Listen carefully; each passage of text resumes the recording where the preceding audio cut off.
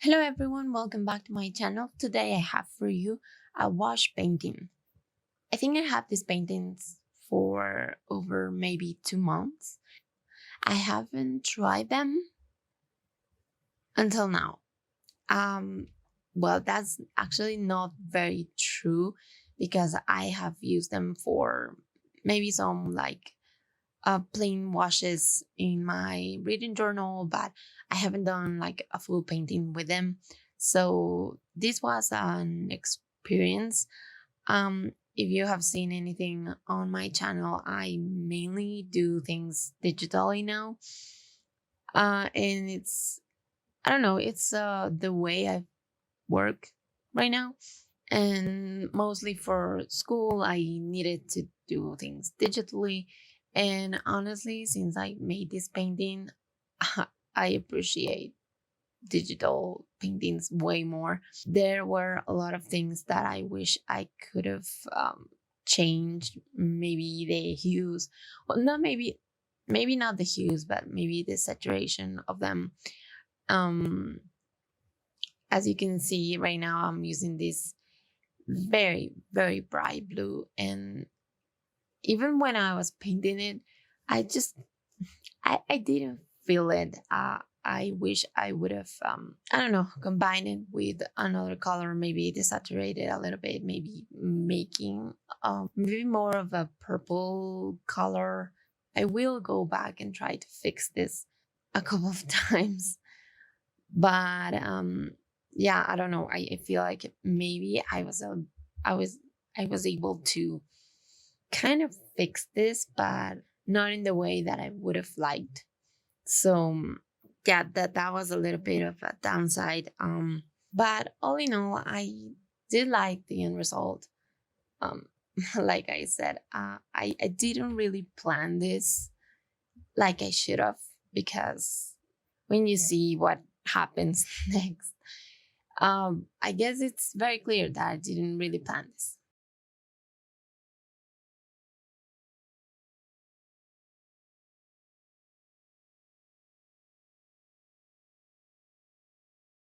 So, like I said, right now I'm trying to just remove a little bit of the color. And well, I am using the Himmi wash, the Jelly wash. I actually really like them. It's very different from other stuff that I have worked with in the past, and I definitely need to learn how to handle these paintings. I did watch a couple of videos explaining like beginners for wash, and that's how I learned you have to put like flat wash first, maybe go to like in watercolors you need to use like thin layers first so you won't reactivate stuff later. But yeah, I the only way that I can learn actually how to manage these paintings is actually use the paints. Also I feel like at some in some parts the paint wasn't as flat or as uniform as I would have liked, and that is because these paints tend to like separate. I don't know what they have. It's some kind of, it reminds me of oil. I'm not sure if it's oil or something else, but yeah, it separates, and I feel like things would have worked better if I would have mixed the paints first. But for some of them, I didn't. So yeah, I got like this patchy thing going on that, of course, I didn't like, but I didn't realize that I should have mixed the paints a little better. So yeah, I mean that was my mistake, but I know. In regards of the theme of the painting, I wanted to, well, actually this painting started as just a sketch that I did on one of my sketchbooks. I've been thinking of this witchy vibe for October.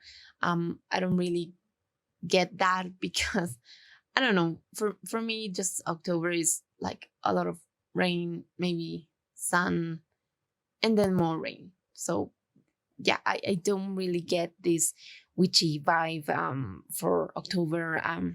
We're also not really like big on Halloween or any of that.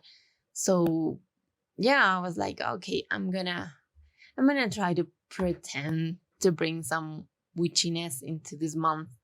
And that's why actually I've been reading also like a little bit of witchy books and stuff like that, mostly rom-coms, but yeah, kind of giving this October vibe. So the sketch started as a cat. I wanted to draw a cat, and I've been working into getting better at animals. So the first cat that I actually draw was like very, very realistic. And I mean, even if it's good for my learning process, that's not what I wanted. So I kept pushing and sketching other stuff until I land with this cat, and I actually love it. So when I had the cat, I just felt like, okay, this can become like maybe a little bit of a witchy thing going on. And I started to draw the other stuff that you probably cannot see right now because yeah, the paint, it's even like it's hiding a lot of the things right now, but you'll see what I mean by that. Also, please excuse um the lining, the setup. This is the first time that I'm doing a video like this, and yeah, but that was the best thing that I could do. Actually, you can see actually my tablet on the right side. But yeah, I really like to do it. I really like doing this kind of paintings like traditional because it kind of gives me peace. I don't know how else to explain it. I do like my digital work. I can also get lost in it and draw or paint for hours and don't feel it. But I don't know. I guess that's just something very close to my heart. I don't know about traditional painting that it's just way more relaxing. I don't know because it's actually very tiny, and I think that gave me a little bit of peace of mind, and it's not this huge thing that I have to do. So yeah, I do want to make more of this. You probably will see more of these painting sessions.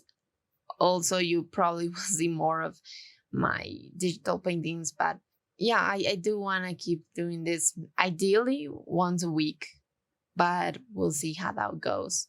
So yeah, I like this, and now that I know what I did wrong this time, I feel like I can start to get better at it. Also, I don't know why, but mixing these paintings makes me feel like a real painter. I don't know. It's kind of a weird feeling because I really have to think this through when I'm doing traditional. Yeah, it got very interesting. Annoying thing that I got doing this, it was the container of water. It was so small, and the water got very dirty very fast. So I had to go and toss that water away and get a new one. So now I actually have other containers for that. You should always have two, one for clean water and one for, the very nasty water that I have right there. But at this point, I just didn't, and that was a problem for me at that point. Also, if you can see, I am switching back and forth my brushes. I do think that I need new brushes, mostly for these paints. I feel like they would work better with the flat brush, and I just had one. So yeah, I use, I think, 3 or 4 different kind of brushes. Yeah, sometimes I was using this water brush, But mostly I was using the other brushes, my Winsor and Newton. And yeah, they're not as pointy as I would have liked. So that told me I need new brushes in every single form. So yeah, that's something I'll have to look out for. So as you will see, this painting got very mixed media. I did not intend for that. I was only going to use the wash paints, but at some point I felt like I could use other stuff and make it look better.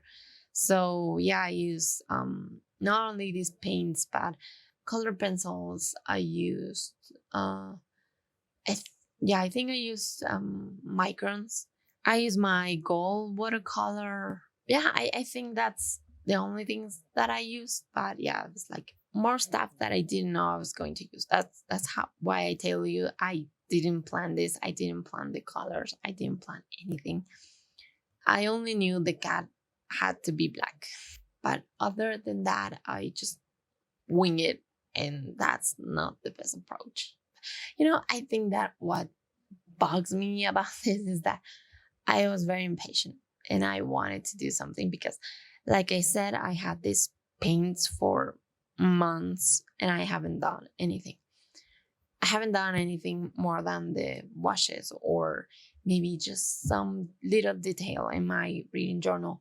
So yeah, I wanted to make something. I even thought about doing this. I've seen a lot of videos about that. Painting a Ghibli a movie background. And that seems very interesting. I do want to try that because I know they have amazing backgrounds.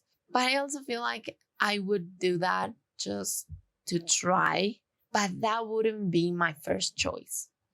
Mainly because I only have watched a couple of their movies, and for some reason all of them have something that creeps me out. I mean, they're good. They have good message. They have interesting characters, and their dynamics are very. They explore a lot of things in just one movie, and I do appreciate that. But I wouldn't call myself a fan. Yeah, I don't know. I feel like I need to find a really good background, something I really like for me to do it. So I thought about doing that. I thought about maybe recreating some concept art that I liked, which actually I do want to make. But then just this little guy popped out in my sketchbook, and I felt like it could be a good painting. So I actually traced it in another paper. You will see at some point where is the actual sketch. And this is a watercolor paper. I didn't want to mess my sketchbook up because I didn't know how it was going to look. I actually thought that it was going to rip the paper.